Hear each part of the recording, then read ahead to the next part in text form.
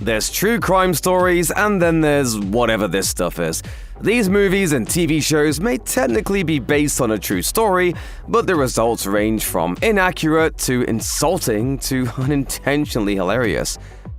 Ed Gein is one of the most notorious serial killers in American history, and has served as inspiration for countless Hollywood villains, including Norman Bates, Leatherface, and Buffalo Bill. So it was only really a matter of time before Ryan Murphy and Ian Brennan's Monster series took on the Butcher of Plainfield. Netflix's 8-episode third season takes us to 1950s Wisconsin, where Ed, played by Charlie Hunnam, and fueled by undiagnosed schizophrenia, proceeds to kill and defile corpses a lot. Sometimes I don't understand the voices. By this point in the monster anthology, audiences should know what they're getting into. An overly stylized gorefest that's not really truth and not really fiction.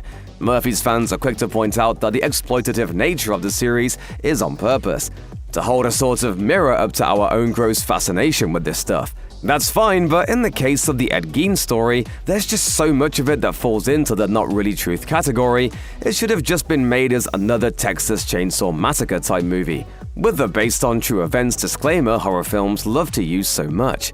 In real life, Gein was only proven to have killed 2 people, and there's no evidence he actually had a thing for sleeping with corpses.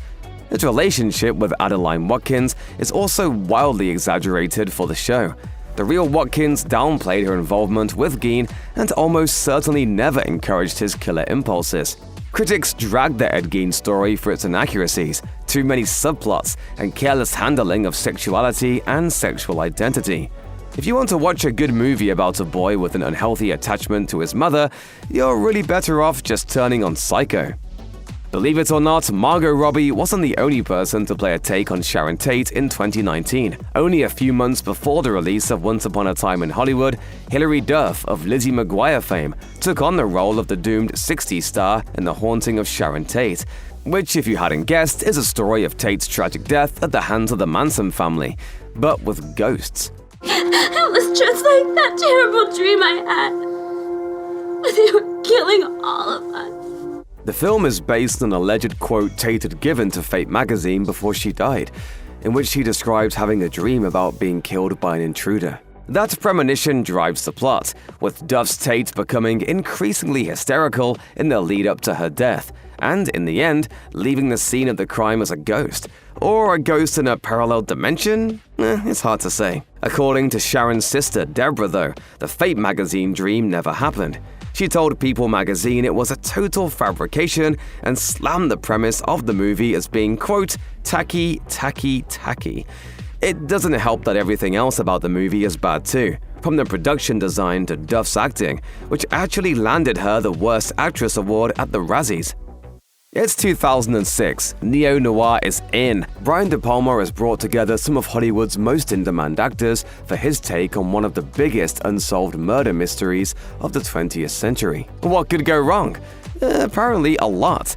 Who made what made who crazy? The Black Dahlia stars Josh Hartnett and Aaron Eckhart as a pair of detectives thrust into a world of privilege, deception, and sexy lesbians against the backdrop of Los Angeles. Along for the ride is Scarlett Johansson and Hilary Swank, one the good smart girlfriend and the other the dangerous femme fatale.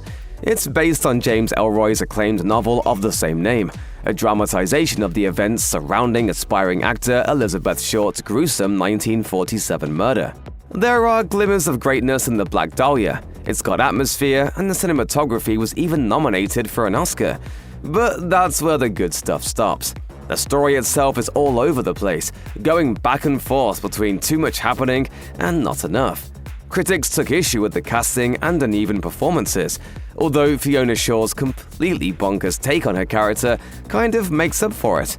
The Black Dahlia never pretends to be an accurate portrayal of the crime it's based on, which is understandable, considering Short's death has never been solved.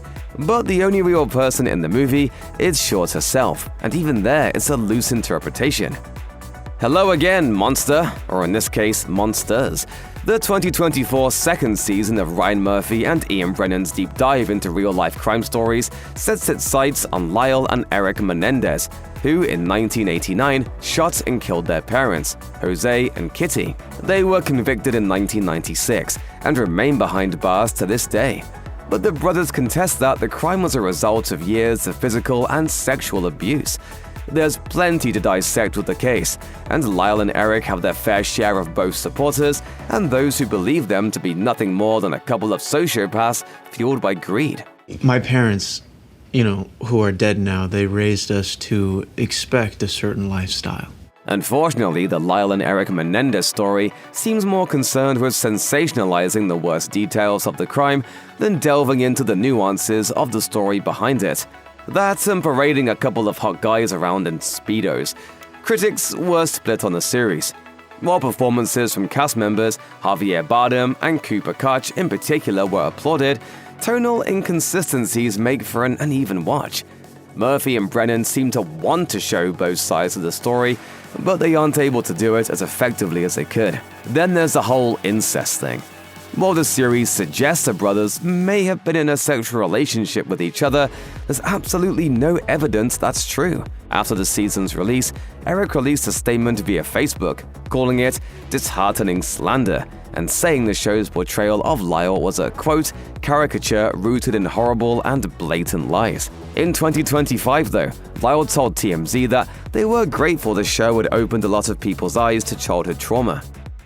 If it doesn't fit, you must acquit. If you thought Ryan Murphy and Ian Brennan would be our only repeat offenders in this video, think again. Daniel Farrand, the guy behind the haunting of Sharon Tate, strikes once more with 2019's The Murder of Nicole Brown Simpson. There are no ghosts here, but we do get an alternate version of Nicole's killing. It's not OJ behind the attack, or if it is, he had a major assist from Glenn Edward Rogers, aka the Casanova Killer. The film follows Mina Suveri's Nicole during the last few weeks before her death, in which she forms a romantic relationship with Nick Styles Rogers that she regrets almost immediately. No. Things spiral from there. After Rogers attacks her, Nicole becomes convinced she's being stalked by both him and OJ. There's a subplot that hints at another romantic relationship, this time with Faye Resnick, who's played by Taryn Manning in a wig likely purchased at the nearest Spirit Halloween store.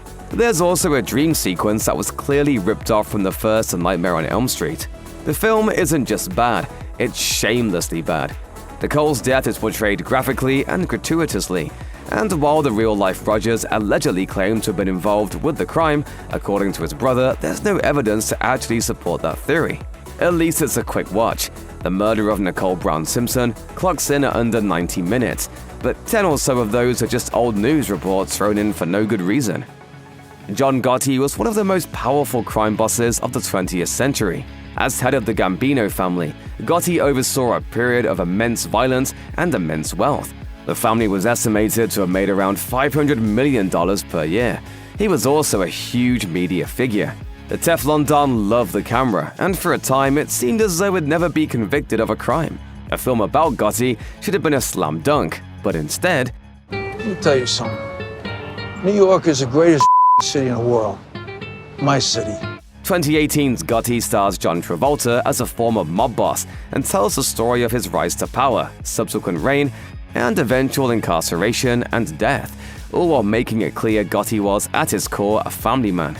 It was originally based on the book Shadow of My Father by Gotti's son, John A. Gotti, with the intention being that it would explore the complex relationship between a crime lord father and a son who decides to make a life for himself outside of the family business. The film was stuck in development hell for years, cycling through 4 directors and a number of stars. By the time it saw theaters, Gotti had become a mashup of various styles and points of view, moving from time to time without any clear direction. The film was universally hated by critics, who called it out not only for downplaying Gotti's real-life violent nature, but also for its bad writing, strange timeline choices, and mob cliches.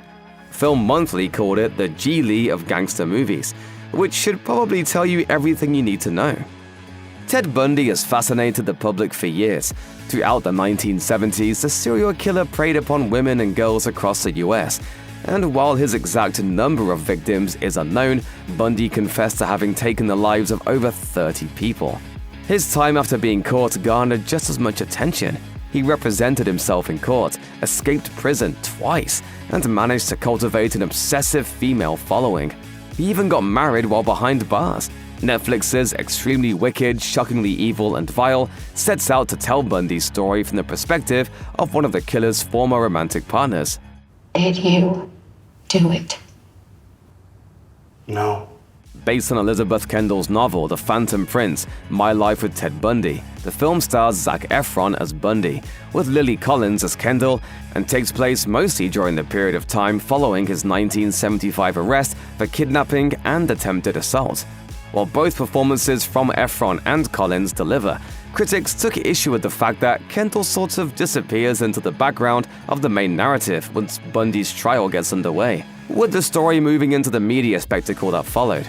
In spite of promising something extremely wicked, shockingly evil, and vile, it instead makes Bundy seem not quite any of those things, at least until its final sequence. To be clear, Extremely Wicked isn't a particularly awful film in general. Its biggest problem is that while it starts out as a unique and interesting take on the killer, from the viewpoint of his former girlfriend, it winds up just being another movie about Ted Bundy, the handsome and charismatic serial killer who attracted a legion of female fans, with nothing more to add. Call it the monster trifecta because, yeah, we're going to include Dahmer here too.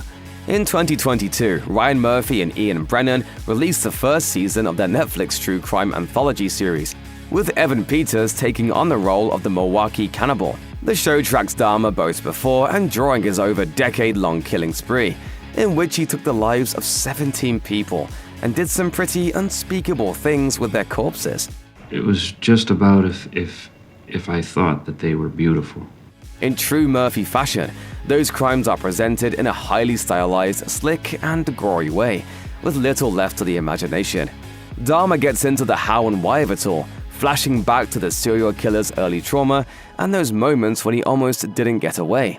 And it does attempt to shift focus from Dahmer to his victims and their families, spotlighting the way in which sexual and socioeconomic inequality allowed him to get away with committing such heinous crimes for much longer than he should have. But that's also where the show fails. While critics applauded Dahmer for its performances, both Peters and Niecy Nash recognized at the Emmys for their portrayals, and Nash took home a Best Supporting Actress trophy.